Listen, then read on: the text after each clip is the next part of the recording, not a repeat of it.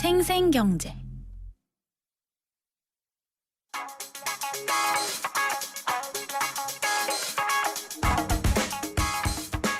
안녕하세요. 멜로디 경제 대중음악평론가 이대화입니다.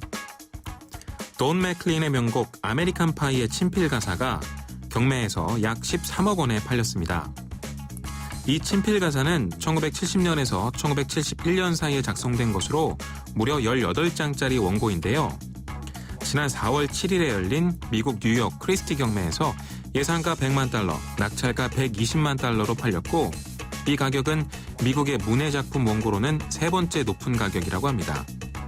맥클린은 이 소장품을 경매에 붙인 이유를 아내와 아이들이 돈 버는 재주가 없어서라고 말했습니다.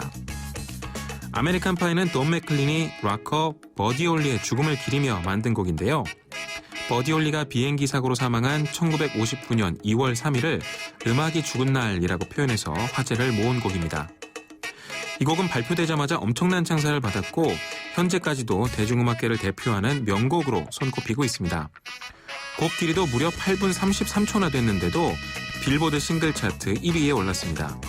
나중에 마돈나에 의해서 전자음악으로 리메이크돼서 화제를 모으기도 했죠. 바로 그 음악 아메리칸 파이 듣겠습니다. A long, long time ago, I can still remember how that music used to make me smile. And I knew if I had my chance that I could make those people. 안녕하세요. 영화배우 황정민입니다. 유플러스 가족 무한 사랑 들어보셨어요? 가족 중 한 명이라도 유플러스면 온 가족 휴대폰 요금을 매달 할인해줍니다. 거기다 인터넷까지 유플러스면 LTE 무한대 요금을 최대 반값으로 쓸 수 있습니다. 국내 유일 유플러스 가족 무한사랑 클럽. 지금 유플러스 매장에서 만나보세요. 날아가고 싶다. 봄바람 타고. 타러 갈까요? 봄볕 하나에 봄바람 둘. 뭐해? 커피에 봄 타는 중입니다. 봄 맛있네. 세상 어디에도 없는 맛. 맥심 모카골드. 우리 같이 놀아요. 힘을 뛰며 꿈을 차며 놀아요. 마음껏 뛰어요. 신나게 소리쳐. 오늘 더 아이답게 내일 더 자유롭게 래퍼 키즈. 김윤경의 생생경제.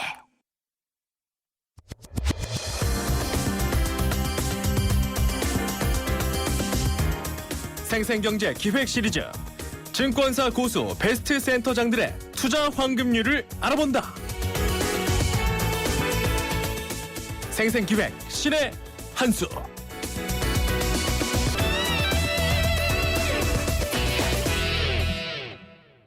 생생경제 3부 함께하고 계십니다. 월요일부터 목요일까지 최고의 증권사 리서치 센터장들을 모시고요.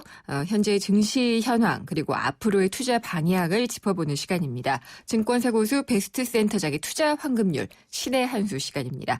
오늘은 세 번째 시간이고요. 하나대투증권의 조용준 리서치 센터장님을 전화로 모시겠습니다. 안녕하십니까? 예, 안녕하십니까? 네. 오늘은 시장이 좀 조정을 받아서 좀 그렇네요. 예. 뭐 시쳇말로 좀 많이 출렁거리는 변동성이 좀 큰 하루였습니다. 예. 이거는 그냥 잠깐 오늘 조정인가요? 일단은 이제 큰 틀에서 보면 지금 장세의 성격이 유동성 장세, 그러니까 유동성이 풍부해서 아무래도 주식시장으로 돈이 들어오면서 이렇게 시장이 올랐다고 볼 수 있고요. 네. 뭐 경기에 대한 기대감도 물론 있습니다만 그 가장 큰 주체가 외국인 투자자거든요. 그렇죠. 근데 오늘도 외국인 투자자가 7천억이 넘게 근래 들어서 최고치를 기록하면서 순매수를 기록했습니다. 네. 코스피도 좀 밀렸다가 다시 거의 뭐 약보합까지 회복을 했고요. 또 코스닥 같은 경우는 이제 개별 일부 종목이 좀 뭐 악재가 나오면서 그동안 주가가 많이 올랐던 화장품이나 제약이나 헬스케어 이쪽에서 조정폭이 좀 크게 나왔고요. 네. 그래서 그런 면에서 본다 그러면 일단 많이 올랐기 때문에 차익 매물은 앞으로도 나올 수밖에 없다. 그리고 또 기업 실적이 아직까지 본격적으로 좋아진 건 아니기 때문에 네. 조정 과정은 또 나올 수 있다라고 보지만 큰 틀에서 지금의 유동성 장세는 이제 지속되고 있다고 보이기 때문에 외국인 매수세나 풍부한 시중 자금을 감안해 볼 때는 결과적으로 얘기하면 순환매가 앞으로 예상이 되기 때문에 너무 네. 종목별로 좀 접근할 필요가 있지 않을까 이렇게 보고 있습니다. 그러니까 뭐 소위 말해서 손바꿈은 좀 많이 일어나는. 그럴 수밖에 없는 예. 이제 지금 그런 상황이죠. 많이 그렇겠죠. 올랐으니까. 예. 그러면 센터장님은 이 돈이 끌어올리는 유동성 이 장세가요. 예예예. 언제까지 갈 걸로 보고 계신가요? 뭐 결론적으로 말씀드려 보면 우리나라만의 얘기가 아니고 우리나라 사람들이 끌어올린다기보다는 외국인들이 지금 예. 계속 하고 있는 거거든요. 그래서 글로벌 유동성이 워낙 풍부한 거기 때문에 거의 주요 국가들이 제로 금리에 가깝고 그렇죠. 이 시장 이것이 사실은 유럽이 올해 양적 완화를 본격적으로 국채 매입을 시작을 했고 네. 일본도 지금 더 확대하고 있고 심지어 중국도 금리 인하를 해서 좀 유동성 늘리고 있기 때문에 어떤 면에서는 올해도 본격화되고 있기 때문에 저희들이 볼 때는 내년 상반기까지도 이것이 유지될 수 있다. 그래서 긴 흐름에서는 예. 강세 국면은 당분간은 지속된다고 보고 있습니다. 그렇군요. 지금 코스피가 정말 지루하기만 했던 박스권을 탈출을 했어요. 예예예. 예. 근데 예상을 하셨나요? 이렇게 지금 아직 다 상반기도 지나기 전이었고요. 좀 예상 못했다는 분들이 많으셨는데. 예, 예상 바뀌죠. 예. 예상 바뀐데요. 예. 저희들도 올해 시장을 좋게 보고 예상을 했었고 네. 그레이트 로테이션 그러니까 올해는 이제 미국을 비롯해서 경기가 좀 회복되면서 점진적으로 위험자산, 주식이라든지 부동산이라든지 이런 쪽으로 저금리이기 때문에 네. 옮겨갈 거라는 예상을 했지만 이렇게 강하게 이렇게 빨리 갈 거라고는 생각을 못했고요. 네. 하반기쯤 더 좋아지지 않겠나 이렇게 생각하고 있었는데 가장 큰 것은 두 가지 요인이 있었던 것 같습니다. 어떤 건가요? 말씀드린 것처럼 22의 국채 매입 발표가 네. 결정적인 시각 전환의 배경인 것 같고요. 예. 그러니까 유럽에서 직접적으로 국채 매입을 한다는 것은 돈을 푼다는 얘기죠. 그렇죠. 돈을 푸는 것이 가장 큰 이유였고 물론 일본도 있었고 거기에 중국이 가세하면서 네. 중국 시장이 거침없이 올라간 것들 또 하나는 그러면 미국이 금리 인상을 6월쯤에 하면서 강달러가 되고 이머징 국가의 돈들이 다 미국으로 갈 것이라는 예상이 있었는데 미국만 그러기가 힘든 것이죠 지금. 네. 너무 강달러로 가니까 미국 경기가 오히려 상대적으로 안 좋아져 버리고 예. 그러다 보니 미국도 금리 인상을 늦추는 지금 9월 얘기를 하지만 지금 분위기면 더 늦춰질 수도 있는 그러면 내년까지 어느 미뤄질 나라도 수도 돈 있을까요? 회수는 안 하고 이렇게 풀기만 하기 때문에 예. 이제 예상보다 강한 유동성 장세가 나타나게 된 것이죠. 미국 금리 인상은 그러면 언제쯤으로 보고 계세요? 저희들은 지금 공식적으로는 올 9월로 보고 있습니다. 공식적으로는 9월 더 미뤄질 근데 수도 지금 있다. 이제 당연히 우리 금리 인하하는 것도 경기 상황에 달려 있듯이 네. 미국의 금리 인상도 경기 상황에 달려 있겠죠. 다른 나라들은 돈을 풀고 환율을 약세로 만드는데 미국만 돈을 회수하면서 환율을 강세로 만들어서 미국 경기를 훼손시키고 싶은 생각은 없겠죠. 당연히 그렇겠죠. 네, 그렇기 예. 때문에 조금 더 지켜봐야 되는 상황이 좀 나타나고 있습니다. 이 유동성 장세라는 말이 참 기대감으로 오르는 증시일 수가 있잖아요. 그렇습니다. 그래서 이게 결국은 꾸준하게 이어지려고 하면은 펀더멘털이라고 우리가 부르는 뭐 기업들의 그렇습니다. 실적이라든지 실적이죠. 예, 실물 경제라든지 이런 게 뒷받침이 돼야 되는데 그건 아직까지 좀 부족하지 않을까요? 결국은 주가라는 건 기업 가치거든요. 네. 기업 가치가 받쳐주지 못하면 이 사상 누각에 불과한 거죠. 주가 많이 오른다 네. 하더라도 상황이 바뀌면 바로 떨어질 수밖에 없기 때문에. 근데 이제 결국은 기업 가치가 그러면 이제 결국 경기가 좋아져야 기업 이익이 늘어나고 기업 가치가 좋아지는 건데 경기가 좋아질 거냐, 기업 가치가 늘어날 거냐인데 첫 번째로는 금리 인하를 하고 있기 때문에 네. 기업들의 그러니까 원가 구조, 재무 구조가 좋아지는 거죠. 금리 네. 이자 비용이 줄어드는 거죠. 또 하나는 유가가 하락했기 때문에 원재료 가격이 또 하락하고 있는 거죠. 그렇죠. 특히 우리나라 같은 경우는 GDP 대비 거의 6%까지 원자재에 대한 부담, 원유에 대한 부담이 있기 때문에 상대적으로 수혜가 좀 큰 편이고요. 환율도 작년 하반기에 1,020원 까지 갔다가 지금은 네. 어쨌든 1,080원, 1,090원, 이렇게 1,100원 가까이 또 와 있기 때문에 수출 기업들 같은 경우는 작년보다는 환율이라는 측면에서 조금 회복이 되고 나타나고 있고요. 1분기에도. 그리고 이제 또 내수 기업들 같은 경우는 작년에 세월호 사태가 있었거든요. 예. 그래서 굉장히 내수가 극심한 침체를 겪었는데 올해는 기저효과 때문에 더 나빠지지는 않지 않겠냐. 그러니까 회복은 좀 되지. 그러니까 결과적으로 말씀드리면 지금 네. 기업 이익이 큰 폭으로 증가한다 이렇게 생각하기는 어렵습니다. 하지만 그동안 너무 안 좋았었기 때문에 여러 가지 네. 상황들이 환율도 강세였고 내수 경기도 안 좋았고 금리 인하도 안 하고 있었다가 지금 이런 것들이 다 큰 틀에서는 바닥을 치고 돌아서고 있기 때문에 기업 이익에 대한 기대감이 커지고 있다고 판단이 됩니다. 그렇군요. 삼성전자 같은 경우에도 참 우려가 컸었는데 좋아지고 있는 모습이 보이고요. 예. 다른 업종이나 뭐 종목으로 볼 때 이런 업종에서는 좀 많이들 실적이 좋아질 것 같다라고 보고 계시는 것들은 어떤 게 있을까요? 얼마나 좋아진다라고 말하기는 아직까지는 좀 이릅니다만 네. 예를 들어서 작년에 분기별로 보면 포스코도 분기 적자가 있었고요. 그렇죠. 하반기에. 예. 현대중공업도 적자가 있었습니다. 네. 근데 지금 다 이제 그런 것도 흑자전환이 되고 있고 어쨌든 작년에 큰 흐름에서 우리나라 제조업체들이 바닥은 좀 친 것이 아닌가 이렇게 판단하고 있고요. 네. 더더군다나 이제 내수 경기 부양을 정부가 하면서 부동산이나 증권이나 뭐 여러 다양한 내수 산업들이 일단은 회복의 그런 시그널들이 나오고 있고요. 네. 대형 제조업체들도 역시 큰 바닥은 지나고 있는 거 아닌가 이렇게 보고 있습니다. 이렇게 뭐 대형 제조업들이 괜찮아지면은 증시 전체로는 지수를 좀 끌어올릴 수는 있을 것 같은데. 예. 예상하시기로는 원래는 국내 증시 별로 안 좋으니까 조용진 센터장님 원래 또 중국 좋아하시잖아요. 중국 쪽 투자를 많이 권하셨던 걸로 제가 보고서를 읽었었거든요. 그래서 지금 우리 증시랑 중국 증시 단순 비교는 좀 어렵지만은 누가 더 잘 나갈까요, 올해? 사실 중국 증시는 저희들이 한국인들이 해외 투자할 때는 중국이라는 고성장 국가 네. 또 G2기 때문에 상대적으로 외환 보유고도 크고 환율도 좀 안정돼 있기 때문에 해외 투자를 할 만한 지역이라고 판단해서 예. 저희들이 중국 상품도 많이 내놓고 있고 중국 투자를 뭐 지금도 여전히 권하고 있는데 중국이 너무 가파르게 올랐습니다. 아시는 네. 것처럼. 저희들이 뭐 작년에 2,000포인트대를 얘기했었는데 지금 4,400 가까이 왔거든요. 그렇죠. 그래서 사실 그거에 비하면 우리나라 증시는 안 올랐다고 해도 과언이 아닙니다. 싼 편이라고 볼 수 있을 우리는 것 같아요. 올랐다고 느끼지만 예. 다른 나라들이 지금 오른 것을 감안해 보면 한국 네. 증시는 굉장히 소외되어 있는 편이거든요.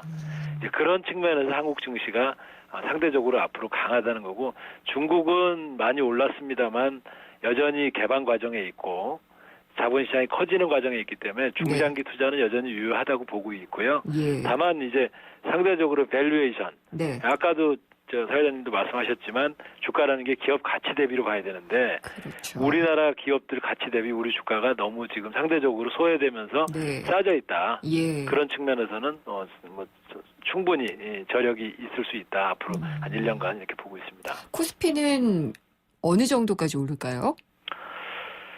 저희들이 상반기는 2220 정도 보고 있습니다. 2220. 예. 뭐 상당히 좋게 보고 있는 편이죠. 네. 상반기는 그렇게 보시는데 하반기는 내려가나요? 아니 하반기 더 좋게 보고 있고요. 한 2,400 예. 정도까지 보고 있고 2,400이요. 예. 사실 지금 지수를 전망하는 게 큰 의미는 없습니다. 그냥 긍정적으로 보니까 좋은 주식을 투자하면 되는데 뭐 내년까지 네. 내년 상반기까지도 저희들은 좋게 보고 있어서 지수는 그 이상도 내년까지 보면 갈 수 있다 이렇게 보고 있습니다. 알겠습니다. 그 센터장님은 이제 증시 오랫동안 봐오셨기 때문에 어떤 식으로 이런 장세는 투자하라 혹은 이런 그 황금률이 있을 것 같아요. 예. 센터장님의 투자 비법 알려주신다면 어떤 게 있을까요? 뭐 저의 황금률이나 저의 투자 비법은 아니고요. 네. 저보다는 시장에 훌륭하신 분들이 많아서 제가 워렌 버핏이 이렇게 한 얘기 중에서 제가 네. 제 마음에 이렇게 좀 담아두고 있는 이야기 중에 하나가 주식 투자를 하기 전에 주식을 사는 이유를 글로 써봐라 이런 얘기를 하시거든요. 그러니까 네. 그 묻지마식 투자는 당연히 금물이지만 그렇죠. 자기가 정확히 글로 쓴다는 것은 생각이 정리 안 되면 네. 글로 쓰기 어렵습니다. 그래서 자기가 왜 이 주식을 사는지 이것을 정확하게 글로 써보고 네. 그래야지 주가가 오를 때도 또는 주가가 많이 떨어질 때도 이게 장기 투자 가능하다는 얘기죠. 그렇겠죠. 그러니까 자기가 산 이유가 변함이 없다면 네. 주식을 계속 투자할 수 있을 거고요. 그래서 항상 주식을 투자하기 전에 조금 한번 쉬고 자기가 사는 이유를 네. 한번 글로 써보는 그런 조금 여유를 가져야 되는 시점이 아닌가 네. 그런 얘기를 하고 싶습니다. 어떤 걸 글로 쓰셨을지가 좀 궁금합니다만은 그것까지는 제가 못 여쭤보겠습니다. 예, 오늘 말씀 잘 들었고요. 예, 다음에도 또 좋은 말씀 부탁드리겠습니다. 감사합니다. 예, 감사합니다. 특별기획 증권사 고수 베스트센터장의 투자 황금률 신의 한 수. 오늘은 하나대투증권의 조용준 리서치센터장과 함께했습니다. 비가 온다. 비 오는 날은 대리기사님들이 적게 출동하므로 고객님들의 독촉 전화가 많은 힘든 날이다. 아직 나에겐 12분의 기사님이 있다. 비를 이겨내야 한다. 좌우로 정렬 2588 2588 좌우가 같네 좌우가 같아 2588 2588 가나다라 마바사 자차카타파 하전에 주고 싶은 얘기 바람병에 담으며 한글이 모자랄지도 몰라 병 하나에 담을 수 없는 초정탄산수 이야기. 파란을 일으키다. 초정탄산수. 교촌치킨 모델 이민호입니다. 야구장에선 역시 교촌이죠. 교촌이네? 와, 사람들이 다 모여드네요. 교촌 법칙 1. 만유인력의 법칙. 사람들은 교촌을 중심으로 끌린다.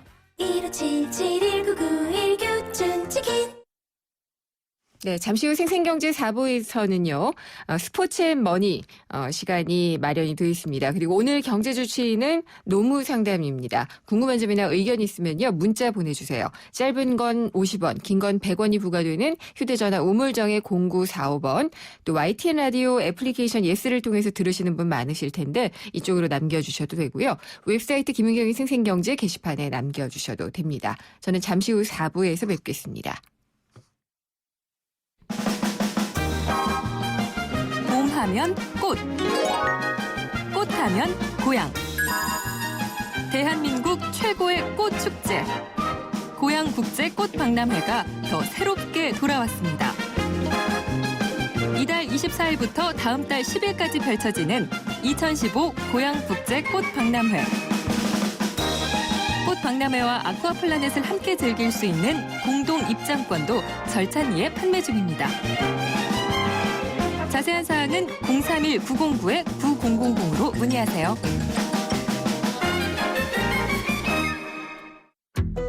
경제를 위한 바른 시각, 본질에 다가가는 심층 분석, 가치를 추구하는 정확한 해석.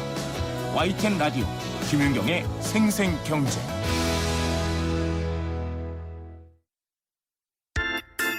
친절한 경제, 오늘의 경제 키워드. 안녕하세요. 경향신문 조미덕 기자입니다.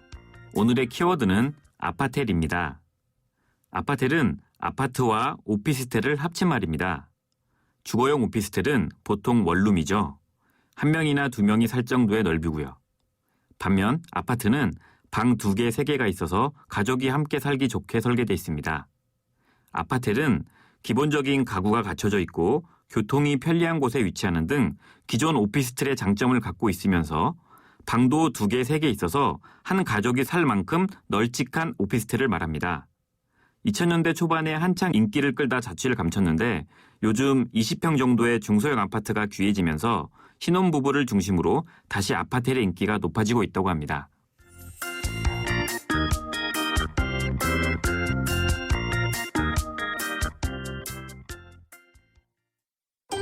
왜? 코웨이 모든 침대는 상단이 분리될까? 침대는 몸에 닿는 부분부터 오염되잖아. 아하. 더러운 상단을 분리해 언제든 새 타퍼로, 그리고 전문가의 관리까지. 위생까지 책임져야 진짜 침대다. 코웨이 매트리스 케어 렌탈 1588-5200. 점점 따뜻해집니다. 당신을 향한 SM5의 마음도. 올봄 SM5가 마련한 따뜻한 혜택. 프리미엄 세단 SM5를 36개월 2.9% 금리 혜택으로 특별하게 만나보세요. 4월 한 달간. Better and different. SM5 Nova. 이성민 선배님, 고민 있으세요? 요즘에는 은퇴도 빠르고 또 내가 아프면 애들이 고생이고 어떡하지 현빈 씨? 그러니까 받아야죠. 삼성생명 골든밸런스 통합자산 분석 컨설팅. 보장부터 은퇴까지 인생 자금의 황금 비율을 맞춰주거든요. 그래? 어떻게 받지? 삼성생명 컨설턴트와 상의하세요.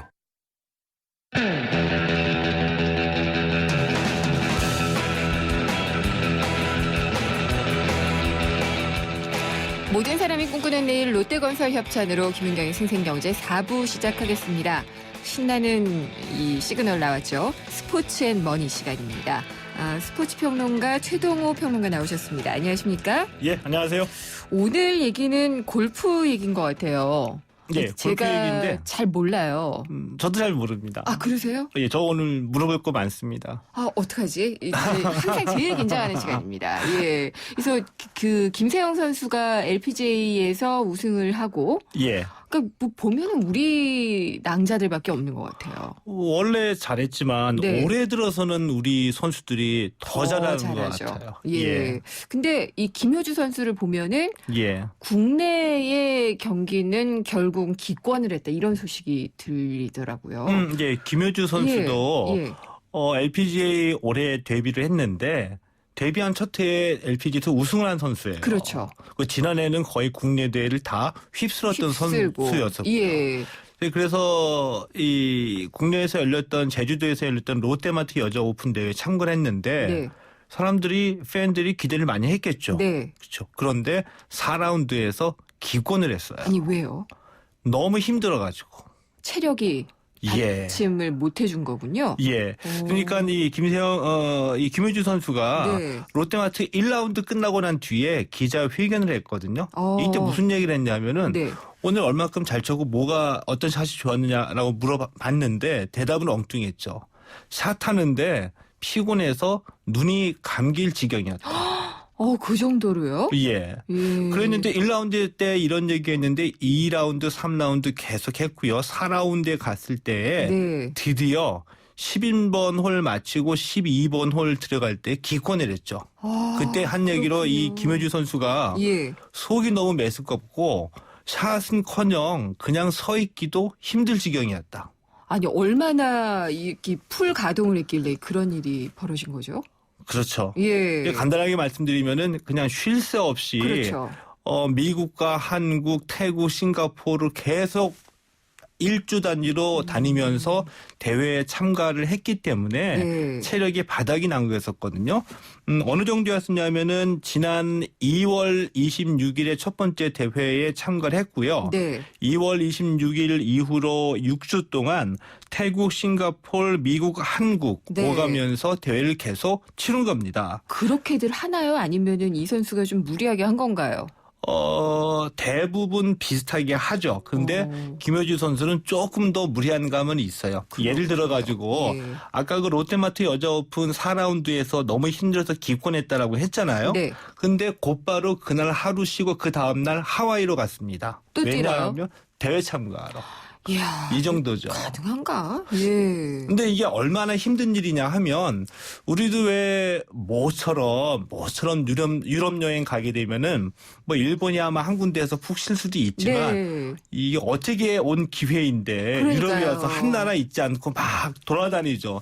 피곤한 감 느끼거든요. 근데 이 선수들은 대륙을 오고 가는데 시차정이 잘 안 되는 선수들 같은 경우에는 잠을 제대로 못 자요. 그렇겠죠. 그 상태로 계속 돌아다니다 보니까 이런 일이 벌어지게 되는 겁니다. 오늘의 교훈이 나오는데요? 교훈이요? 네. 이렇게 하면 안 된다는 거잖아요. 안 되는 건데 네. 선수들도 아마 느끼고 있을 거예요. 예. 어떤 때는 체력적으로 힘들다. 근데 그럼에도 불구하고 선수들 본인 스스로가 네. 스스로의 그 스케줄, 자기 대회 참가 일정을 조절하지 못할 수밖에 없는 그런 또 관계가 있다는 거죠. 뭐 개인적으로 욕심을 내는 건가요? 아니면은 그게 이제 관계라는 스포츠앤머니에서 하는 얘기인데요. 네네. 개인적인 욕심도 있습니다. 그래서 예. 기본적으로는 저는 이제 개인적인 욕심이라고 생각하거든요. 조금 이제 감성적으로 말씀을 드리면은 인간의 탐욕. 예. 그렇죠. 우승 한 번 하면은 5억 원이라는 돈이 생기고 최소한 3억에서 5억 원 정도 생기니까 욕심 날 수밖에 없죠. 하고 싶죠. 예. 근데 이 감성적으로 말씀드리면 인간의 탐욕인데 이 좀 더 현실적으로 이 말씀을 드리면은 경제적인 이해관계 속에서 일종의 구속이 생긴다는 겁니다. 현실적인 표현은 그렇게 하면 되는군요. 근데 이 그 구속이라는 게 뭐냐면은 네. 지난해에 이 신데렐라처럼 이 한국 여자 골프를 석권했거든요. 그러니까 롯데 측에서 딱 잡았죠. 네. 이 선수 될 것 같다. 돈 냄새가. 예. 그래서 얼마를 투자했냐면은요. 5년간 65억 원. 65억 원 최소입니다. 플러스 알파는 이제 인센티브가 따로 있거든요. 네. 이 정도의 금액을 김효주 선수에게 투자를 한 거였습니다. 계약을 한 거죠. 네. 그러면은 65억 원을 롯데가 후원을 하게 되면은 롯데 측에서 어느 대회에 몇 번 참가해라 뭐 이런 것도 정해주나요? 예를 들어서 그 문제에 4라운드 끝나고 4라운드 경기 도중에 체력이 바닥나서 참가 그 경기를 포기했던 대회가 바로 롯데마트 여자 오픈이었었거든요. 그 일정이 어떻게 됐냐면 제가 말씀드릴게요. 4월 6일 날 LPG 대회 참가가 끝났습니다. 4월 6일 끝나고 4월 7일에 귀국했거든요. 8일에 제주도에 가가지고 9일서부터 대회를 참가한 겁니다. 12일에 롯데마트 도중에 포기하고 용인 집에 들렀다가 그 다음 날인 13일에 하와이로 간 거였었거든요. 대회 참가하기 위해서. 근데 본인이 아무리 힘들어도 5년간 최소 65억 원을 주면서 후원하는 기업이 롯데인데 롯데가 개최하는 롯데마트 여자 오픈 참가를 거부하기가 힘들죠. 그렇죠. 하와이에 왜 갔냐면은요. 이 대회가 롯데 챔피언십이었었어요. 그렇군요. 그러니까 롯데마트 여자 오픈은 어쩔 수 없이 기권을 했지만 이건 또 가야죠. 그렇죠. 근데 정상적으로라면 이것도 다 돌고 그러고 갔었어야 되는 거예요. 그렇죠. 그렇게 했었어야 되는 거죠. 철인도 아니고. 근데 그런 면으로 보게 되면은 이 대회 일정은 연간 단위로 미리 이 발표가 되거든요. 그러니까 선수도 자신의 이 베스트 컨디션 관리하는 정도 안에서 참가 일정을 미리 조절은 했었어야 된다고 봅니다. 그렇죠. 그리고 참가 대회 중에서 자기에게 65억 원을 그 후원하는 기업이 있기 때문에 본인 스스로도 이 대회는 좀 더 중요하게 여겼기 때문에 앞으로 이제 그 앞뒤로 해서 이 컨디션을 조절할 수 있는 공간을 뒀었어야 되는데 이러지 못했다는 것은 김효주 선수에게 본인에게도 좀 책임은 있다라고 보는 거죠. 그렇겠죠. 근데 어쨌든 김효주 선수가 이번 계기로 해서 자신을 좀 잘 관리하고 뛸 수 있는 그런 걸 좀 마련하면 좋을 것 같기는 한데. 아까 상금 얘기를 하셔가지고. 상금 좋죠, 얘기하면. LPGA 상금은 어느 정도나 되죠? 예를 들어가지고 지난주에 이 김세영 선수가 롯데 챔피언십에서 우승했거든요. 이때 이 우승 상금이 27만 달러였습니다. 그러니까 우리 돈으로 하면은 약 한 2억 9천만 원, 한 3억 원 정도 되거든요. 근데 김세영 선수가 롯데 챔피언십에서 우승할 때 올 시즌 두 번째 우승이었거든요. 두 번째 우승하면서 시즌 개막한 후 지금까지 벌어들이는 상금 총액이 모두 70만 달러예요. 70만 달러면 한 7억 6천만 원 정도 되겠죠? 그렇군요. 이 선수가 지금 몇 살이죠? 22살 정도 됩니다. 그렇군요. 자, 이러다 보니까 선수들의 입장에서 이제 우승하는 선수만 상금을 받는 건 아니거든요. 적은 액수라도 참가한 선수 대부분은 다 받게는 됩니다. 자, 이러다 보니까 선수 입장에서는 이 프로골퍼 생활을 유지하는데도 돈이 굉장히 많이 들어가거든요. 때문에 이제 이 상금을 받기 위해서라도 무리할 수밖에 없는 그런 사정도 없지는 않다라고 봐야 되겠죠. 그렇군요. 이렇게 무리하게 하다가 선수 생명을 단축시키는 경우 뭐 이전에도 없지는 않았겠죠? 있었습니다. 이 대표적인 사례로 이 골프 전문가들이 얘기하는 선수가 아마 골프를 그렇게 좋아하지 않으시는 분일지라도 신지혜라는 이름은 네. 알고 있죠. 예, 이름이 알죠. 예. 근데 한때 이 세계 랭킹 1위로 군림하면서 혜성과 같이 등장했던 선수였었거든요. 네. 근데 신지혜 선수가 그 이후로 정점에 있다가 너무 빨리 내려왔어요. 그래도 무리하게. 하다가. 왜냐하면 신지혜 선수도 미국, 일본, 한국, 유럽 너무나 많이 참가를 했거든요. 예. 체력이 소진되면서 컨디션이 한번 흐트러졌는데 그것이 슬럼프로 연결된 거였었죠. 알겠습니다. 예. 어쨌든 이게 돈이 다가 아니고 탐욕이 다가 아니다라는 다소 좀 철학적인 그런 해석을 좀 낳기도 하네요. 예, 이 베스트 컨디션을 유지할 수 있는 한도 내에서 스스로 자기 컨디션 관리하면서 참가할 수 있는 대회를 볼 줄 아는 현명함이 있어야 된다라고 좀 말씀을 드리고 싶은데 알겠습니다. 여기까지 할까 시간이 모자르네. 네, 오늘 말씀 잘 들었습니다. 감사합니다. 네, 고맙습니다. 최동호 스포츠 평론가였습니다. 생생경제를 다양하게 만나는 방법. YTN 라디오 앱 예스와 YTN 라디오 웹사이트, 팟캐스트를 통해서 실시간 청취와 다시 듣기가 가능합니다. 언제 어디서나 손쉽게 만날 수 있는 생생경제. 참 좋다.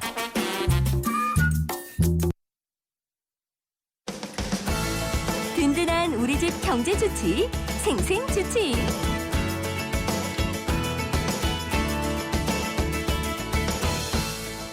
경제주치 오늘은 노무 상담 시간입니다. 노무법인 참터의 유성규 노무사 나오셨습니다. 안녕하십니까? 예, 안녕하세요. 네, 요즘 노동계에서는 이슈가 뭔가요?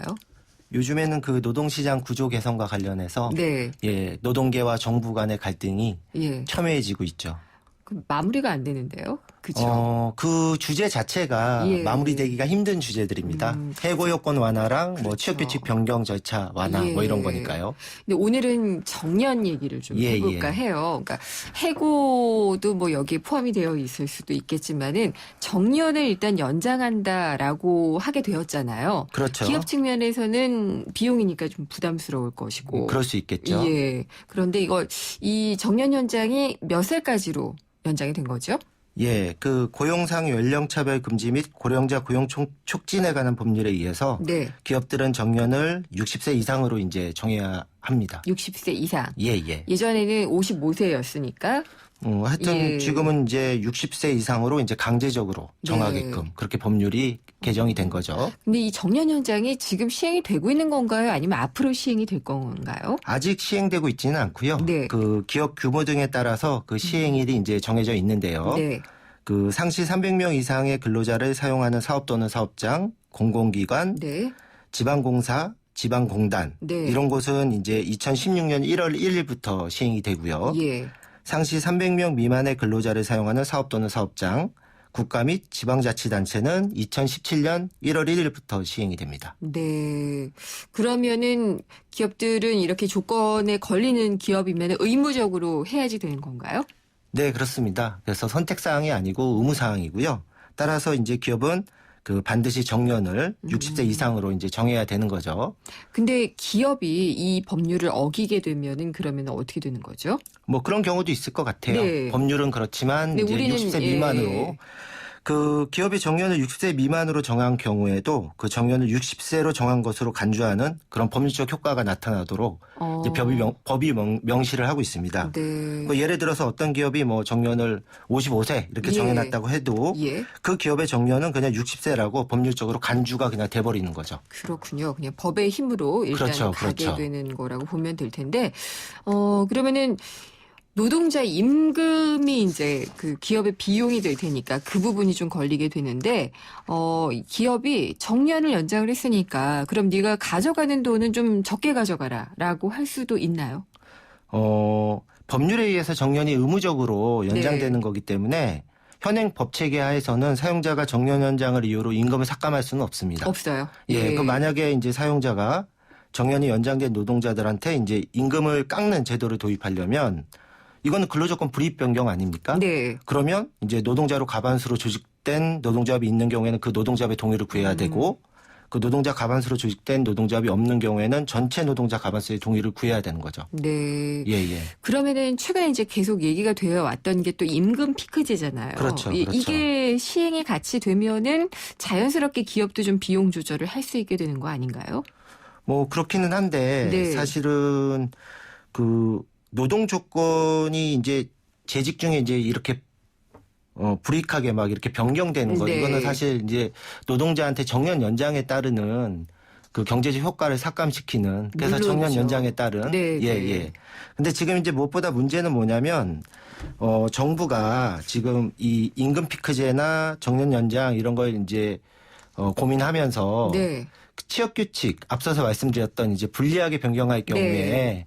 전체 노동자 가반수의 동의나 가반수 노동조합의 동의를 구하는 그 절차 있지 않습니까?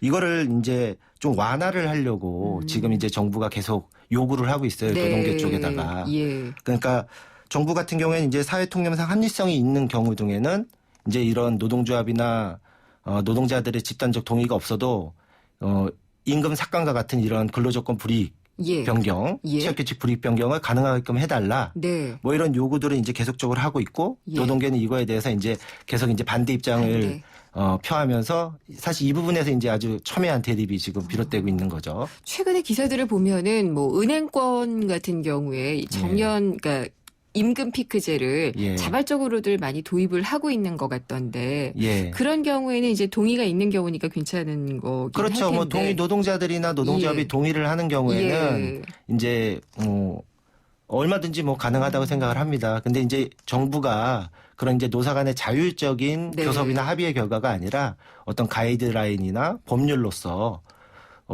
그리고 더 나아가서 이제 뭐 임금 피크제에만 국한된 게 아니고 네. 취업규칙 변경 절차 자체를 좀 완화하려는 네. 이런 노력, 이런 그 정책적인 방법들을 계속적으로 이제 요구하는 것, 이것은 좀 위험한 결과로 이어질 수 있다고 봅니다. 그렇군요. 그런 것들을 좀 노동자들이 주의를 해야겠군요. 예.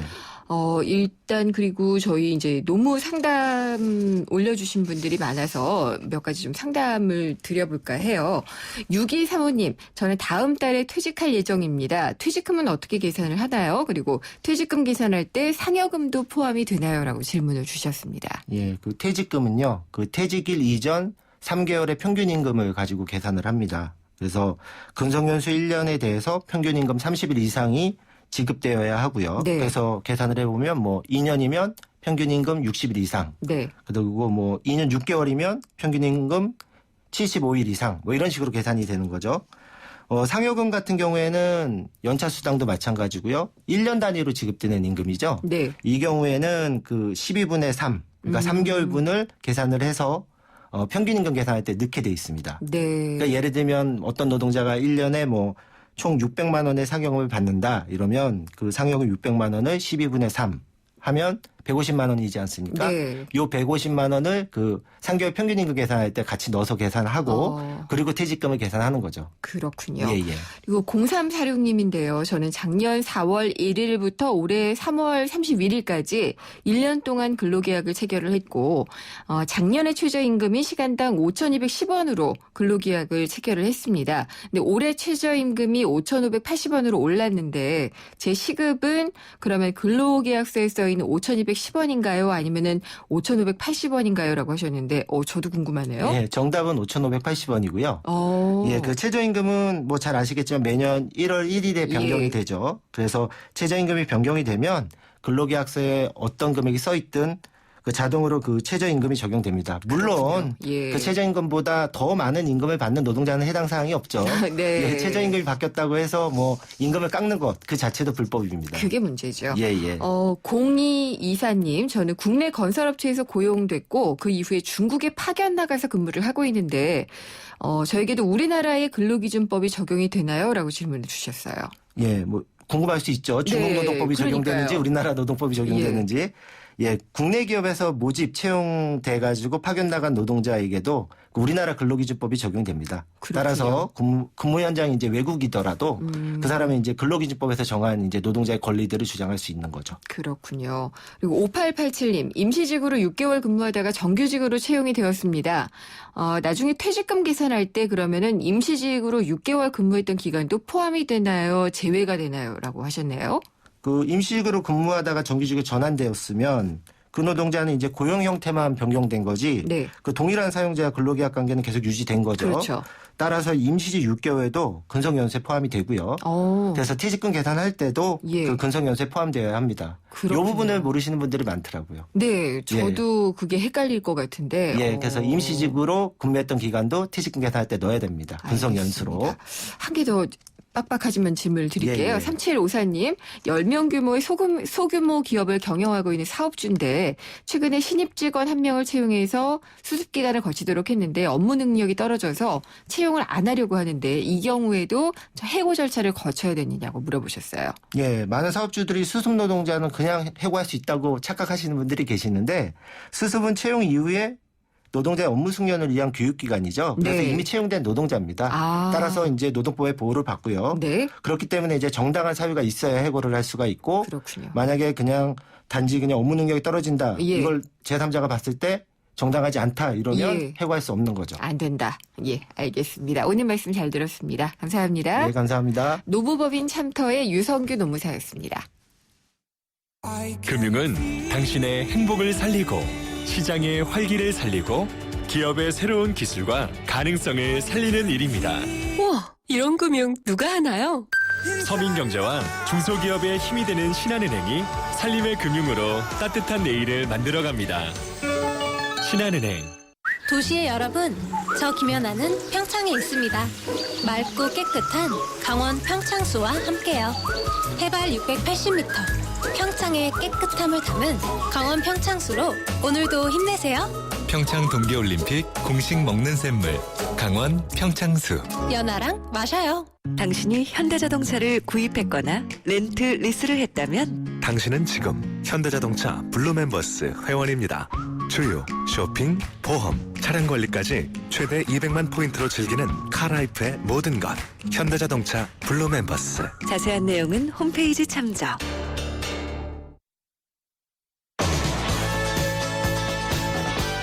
네, 김은경의 생생경제 오늘 준비한 순서는 여기까지고요. 다시 들으실 수 있습니다. 홈페이지와 팟캐스트 또 스마트폰 애플리케이션 예스를 통해서 다시 듣기 가능하시고요. 인터뷰 내용은 전문으로도 확인하실 수 있습니다. 다음 시간에 찾아뵙겠습니다. 김은경이었습니다.